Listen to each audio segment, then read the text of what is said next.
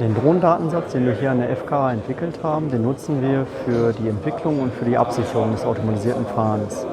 Bei der Entwicklung können wir die Drohnendaten nutzen, um aus der Vogelperspektive einzelne Situationen zu extrahieren, zu erkennen, zu sehen, wie sich Fahrzeuge in diesen Situationen verhalten. Und eigentlich machen wir das Gleiche auch bei der Absicherungsseite, wo wir systematisch relevante, kritische Situationen extrahieren können aus diesen Daten, um diese dann zu nutzen und zu schauen, wie unsere Funktion, unsere automatisierte Fahrfunktion sich bei diesen Situationen verhält.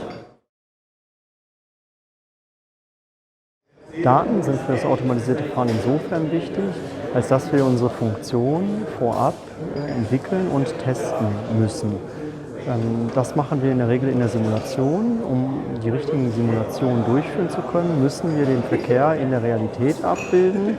Ja, und das Beste ist, wenn wir den Verkehr wirklich aus der Realität nehmen. Das kriegen wir über Daten, über Drohnendaten, aber auch über Fahrzeugdaten. Davon brauchen wir eine Menge, weil im realen Verkehr sich eine Menge tut. Das heißt, sehr viele unterschiedliche Situationen auftreten.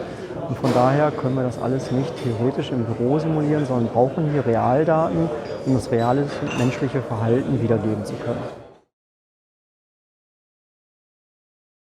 Die FKA hat hier eine komplette Methodik entwickelt, wie man mit entsprechenden Daten automatisierte Fahrfunktionen entwickelt und absichern kann.